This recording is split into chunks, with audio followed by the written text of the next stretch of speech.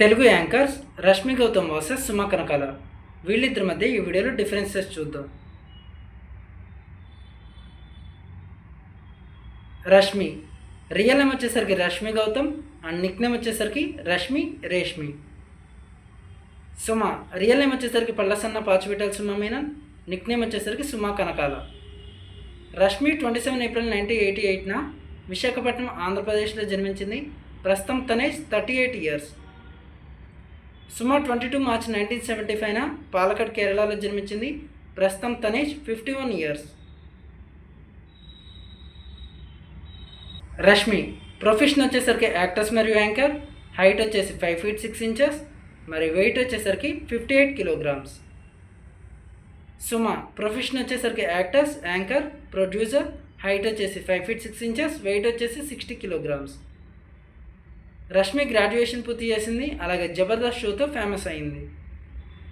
Suma graduation పూర్తి చేసింది, star మహిళా షోతో ఫ్యాన్ బేస్ సంపాదించుకుంది. రష్మి వచ్చేసరికి 2002లో ఇండస్ట్రీకి వచ్చింది. ఫస్ట్ మూవీ వచ్చేసరికి Holi movie and first television show వచ్చేసరికి జబర్దస్త్ షో. సుమ 1991లో ఇండస్ట్రీకి వచ్చింది.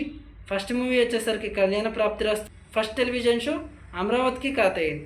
రష్మికి మ్యారేజ్ కాలేదు, అలాగే ఇప్పటివరకు 31 మూవీస్ చేసింది. సుమకి మ్యారేజ్ అయింది, ఇప్పటివరకు వచ్చేసి 14 మూవీస్ చేసింది.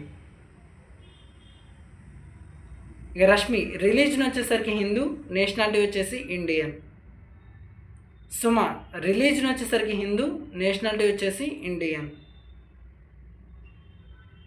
రష్మి గౌతమ్ జోడియాక్ సైన్ వచ్చేసరికి తారస్ మరియు హాబీస్ వచ్చేసి ట్రావెలింగ్, గార్డెనింగ్, స్విమ్మింగ్.